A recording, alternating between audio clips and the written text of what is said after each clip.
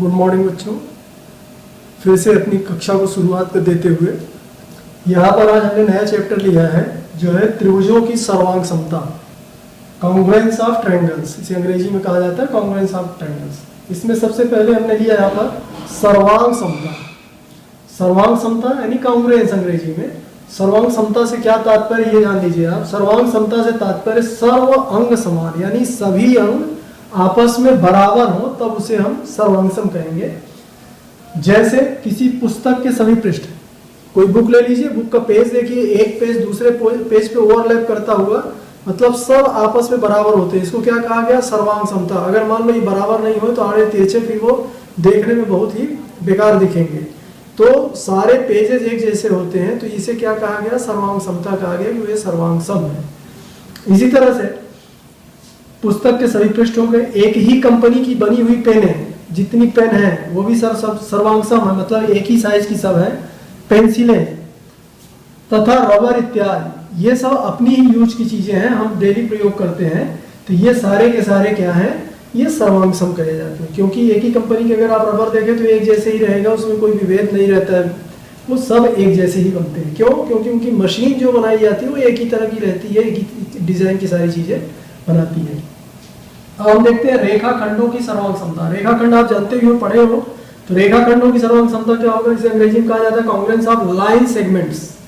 यहाँ पर हम दो रेखाखंड AB और CD लेते हैं। रेखाखंड के लिए मैंने यहाँ पर ये लाइन खींच दिया, ये ध्यान रखना। तो AB और CD लिए, यहाँ पर AB और CD, AB 15 सेंटीमीटर, CD भी 15 सेंटीमीटर है, जो समान लंबाई 15 सेंटीमीटर के हैं। अब यदि रेखाखंड AB के ऊपर, इस AB के ऊपर इसको ले जाके रख दे या इसको ले जाके इसके ऊपर रख दे, तो ये दोनों रेखा एक दूसरे को पूरा पूरा ढक लेंगी।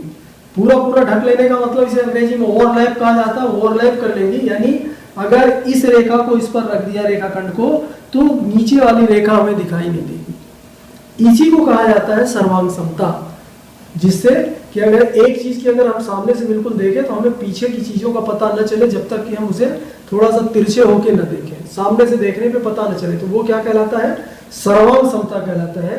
तो यहाँ रेखाखंड CD को रेखाखंड AB पूरी तो अगर रेखाखंड AB को इस पर रखा जाएगा तो पूरी इसे ढक लेगा। इस प्रकार दोनों रेखाखंड सर्वांग सम हुए, जिसे इस प्रकार लिखते हैं रेखाखंड, यानी इसके ऊपर ये लाइन लगा गया रेखाखंड के लिए AB, ये सर्वांग सम का चिन्ह, ये ध्यान देना। एक इस तरह का ये आकार बनाया गया, फिर दो बराबर का यहाँ चिन्ह लगाया गया, तो ये सर्वांग सम कहा जाता है। ये CD, तो AB सर्वांग सम है CD के, या CD सर्वांग सम है AB के, आप चाहे वैसे लिख सकते हो। इसके बाद कोणों की सर्वांग समता हम देखते हैं, कॉन्ग्रुएंस ऑफ एंगल्स। कोणों की सर्वांग समता ये भी उसी तरह से है। यदि दो या अधिक कोणों की माप, दो लीजिए, कम से कम दो, बिना दो लिए तो काम चलेगा नहीं, तो दो लीजिए या दो से अधिक भी लीजिए आप, तो उससे कोई अंतर नहीं पड़ेगा। तो ये दो या अधिक कोणों की माप एक ही हो तो ये परस्पर सर्वांग सम कहलाते हैं। कैसे? जैसे हमने लिया दो कोणों की माप, यहाँ पर लिया, यदि 40 डिग्री हो तो ये दोनों कोण सर्वांग सम होंगे। यहाँ पर मैंने ये बनाया है, ये 40 डिग्री, ये भी 40 डिग्री, ABC ये कोण लिया, B कोण 40 डिग्री का, यहाँ DEF कोण E 40 डिग्री का। अब यदि इस पूरे कोण को इस पर रख दिया जाए या इस कोण को इस पर रख दिया जाए तो ये पूरा एक दूसरे को ढक लेगा। इस स्थिति में क्या कहलाएंगे? सर्वांग समता। ये कोणों की सर्वांग समता हो गई। इसके पहले हमने रेखाखंड की सर्वांग समता देखी थी। अब है त्रिभुजों की सर्वांग समता, कॉन्ग्रुएंस ऑफ ट्रायंगल्स। ये तो हो गया, जो मेन हमारा यहाँ टॉपिक है वो यही है, त्रिभुजों की सर्वांग समता। यानी एक त्रिभुज दूसरे त्रिभुज के सर्वांग सम हो, यानी सारे अंग उसके आपस में बराबर हो, तभी सर्वांग सम कहलाएंगे। तो सारे अंग बराबर में क्या क्या आएगा? उसकी भुजाएं हो गई, उसके कोण हो गए, और शीर्षों से सब आपस में मिल जाएंगे। यानी किसी एक त्रिभुज को दूसरे पर रख दो तो दूसरे का शीर्ष फिर दिखाई नहीं देगा। इसी को क्या कहा जाता है? सर्वांग समता कहा जाता है। तो देखिए यहाँ पर त्रिभुजों की सर्वांग समता यानी कॉन्ग्रुएंस ऑफ ट्रायंगल्स। तो निम्न गुणों के आधार पर कोई दो त्रिभुज सर्वांग सम होंगे। कौन कौन से? पहला है भुजा भुजा सर्वांग समता हम ले रहे हैं। तो यहाँ पर ये गुण है, कोई दो त्रिभुज को अगर सर्वांग सम हमें बताना है तो यहाँ पहली जो कंडीशन है वो ये होनी चाहिए, भुजा भुजा सर्वांग समता, साइड साइड साइड, या इसी को SSS कहा जाता है। यस यस, यानी साइड साइड साइड सर्वांग समता। इसका क्या मतलब हुआ? यहाँ मैं आपको ये चित्र से बता देता हूँ। यहाँ पर मैंने एक त्रिभुज लिया है ABC, दूसरा लिया DEF। यहाँ पर AB जितनी बड़ी है उतनी ही यहाँ DEF की DE भुजा बड़ी है। यहाँ पर ABC की BC जितनी बड़ी है उतनी ही यहाँ पर EF DEF की बड़ी है। यानी ये भुजा इस भुजा के बराबर है, ये भुजा इस भुजा के बराबर है। जो 3 लाइन वाली है वो तीसरी भुजा के बराबर है। यानी पहली लाइन जो मैंने लिया वो सिंगल लाइन लिया पहली भुजा के लिए, डबल लाइन लिया दूसरी भुजा के लिए और ट्रिपल लाइन लिया तीसरी भुजा के लिए। तो ये परस्पर तीनों त्रिभुजों की दोनों त्रिभुजों की तीनों भुजाएं आपस में बराबर है। अब इसे एक दूसरे के ऊपर अगर ऐसे रख दे तो ये इसको ढक लेगा। ABC को इस पर DEF पर रख दे या DEF को ABC पर रख दे, पूरा पूरा ढक लेगा। इस स्थिति में ये क्या कहलाते हैं? त्रिभुज सर्वांग सम कहलाते थे। ये कौन सी सर्वांग समता कहलाई? भुजा भुजा भुजा। यानी एक त्रिभुज की संगत भुजा, एक त्रिभुज की भुजा दूसरे त्रिभुज की संगत भुजा, फिर यहाँ इसकी दूसरी भुजा है, इसकी दूसरी संगत भुजा है, ये तीसरी भुजा, इसकी तीसरी संगत भुजा आपस में क्या होते हैं? इसमें बराबर होते हैं। इसके बाद हम दूसरा ले रहे हैं भुजा कोण भुजा। ध्यान दीजिएगा, भुजा कोण भुजा, साइड एंगल साइड, इसे अंग्रेजी में SAS साइड एंगल साइड सर्वांग समता कहा जाता है। तो इसमें क्या होता है? ये भी सब स्थितियां लगभग वैसी हैं। इसके अंतर्गत एक त्रिभुज की दो भुजाएं और उनके बीच का कोण, जैसे यहाँ पर हमने लिया त्रिभुज PQR और STU लिया है। तो यहाँ पर ये वाली भुजा PQ भुजा है, ST के बराबर है, QR भुजा TU के बराबर है। ध्यान दीजिएगा, और इनके बीच का कोण, ये जो दोनों भुजाएं हैं उनके बीच का कोण, ये Q कोण है या T कोण, ये आपस में क्या है? बराबर है।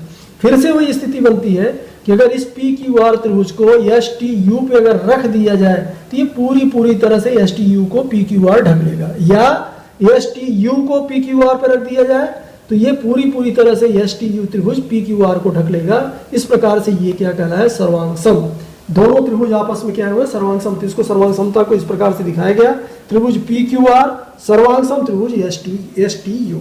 ठीक है, ये कौन सी सर्वांग समता थी? भुजा कोण भुजा, यानी SAS कहा जाता है अंग्रेजी में।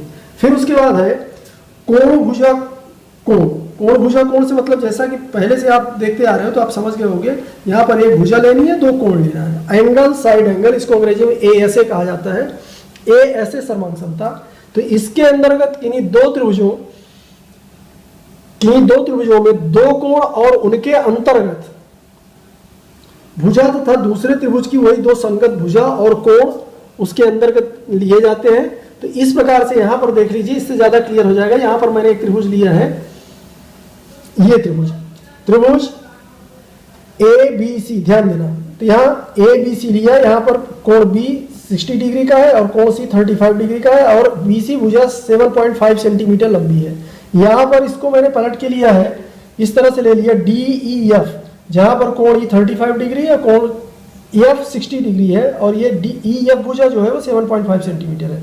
अब इसको मान लीजिए ऐसे पलट दीजिए ऐसे, या इसको सीधा कर दीजिए, इसका A बिंदु ऊपर ले लीजिए या इसका D बिंदु नीचे ले लीजिए। तो चाहे जैसे कीजिए, अगर D बिंदु नीचे ले लेंगे, इस पर ले आएंगे तो पूरा ये इसको ढक लेगा। इस प्रकार से यहाँ पर दो कोण आपस में बराबर है और क्या बराबर है? एक भुजा बराबर है, तो ये पूरा ढक लेगा। तो ये हुआ ASA सर्वांग समता, इसको कहा गया, यानी एंगल साइड एंगल सर्वांग समता हो गई। एक चौथा इस पे आता है, वो ये है समकोण त्रिभुजों में सर्वांग समता, यानी त्रिभुज समकोण हो। तो ये यहाँ पर हमने लिया समकोण त्रिभुज ABC और त्रिभुज DEF। तो यहाँ पर B समकोण है, कोण जो समकोण है वो B है, यहाँ पर E समकोण है और इनकी भुजाएं, इसमें कर्ण को विशेष करके कर्ण और इसको लिया जाता है। तो ये कर्ण ये आपस में बराबर होने चाहिए और ये समकोण त्रिभुज होना चाहिए। तो हम जब एक त्रिभुज को दूसरे पर रखेंगे तो पूरा ढक लेगा। तो यहाँ पर उसको हमने क्या कहा? इसके अंतर्गत किसी समकोण त्रिभुज का कर्ण और एक भुजा किसी दूसरे समकोण त्रिभुज के संगत कर्ण और संगत भुजा के बराबर हो तो त्रिभुज क्या होते हैं? सर्वांग सम होते हैं। तो ये कंडीशन किसके लिए आई? समकोण त्रिभुजों में सर्वांग समता। इसको कहा जाता है RHS। R हो गया राइट एंगल हो गया, H फॉर हाइपोटेन्यूज हो गया और S फॉर साइड हो गया। मतलब समकोण हो, उसमें कर्ण ले लीजिए और एक भुजा ले लीजिए, इसको RHS कहा जाता है। राइट हैंड साइड इसको मत समझ लेना, ये RHS है, यानी राइट एंगल है, राइट एंगल ट्रायंगल है और ये हाइपोटेन्यूज है और ये S फॉर साइड हुआ। यानी समकोण त्रिभुज में उसका कर्ण, एक त्रिभुज का कर्ण और उसकी भुजा दूसरे त्रिभुज के संगत कर्ण और संगत भुजा के बराबर। संगत से बिल्कुल ध्यान देना, संगत मैं कह रहा हूं तो ये ध्यान दो, जैसे यहाँ पर ये भुजा ली गई, ये कर्ण है, तो इसी तरह की ये भुजा ली जा रही है तो ये भुजा, या ये भुजा ली जा रही है तो ये भुजा, ये संगत कहलाती है। और ये कोण समकोण है ये, तो ये संगत पर विशेष ध्यान देना। इस तरह से मैंने आपको सर्वांग समता के बारे में, त्रिभुज के सर्वांग समता के बारे में पूरी तरह से बता दिया। अब आपको ये ध्यान देना है कायदे से, और एक चीज और ध्यान देना है, ऑनलाइन आप लोग बहुत कम उपस्थित रहते हैं, ये सबसे बड़ी दिक्कत वाली बात है। कोई एक आध दिखता है, जैसे प्रांजल ज्यादातर दिखता है, बाकी कोई दिख ही नहीं रहा है। तो आप लगातार उस पर बनो, देखो कि क्या बताया गया, क्वेश्चंस इस पर बेस्ड जो है वो आप करो, मुझे दिखाओ। कोई क्वेश्चन वगैरह कुछ नहीं दिखाता, पता नहीं करते हो कि नहीं करते, भगवान जाने। जब तक आप दिखाओगे नहीं, मुझे नहीं पता चलेगा कि आप पढ़ भी रहे हो कि नहीं पढ़ रहे हो। इसलिए इस पर ध्यान दो, कायदे से जो चीज समझ में नहीं आती है वो मुझे बताओ, तो मैं आगे और आपको बताऊंगा।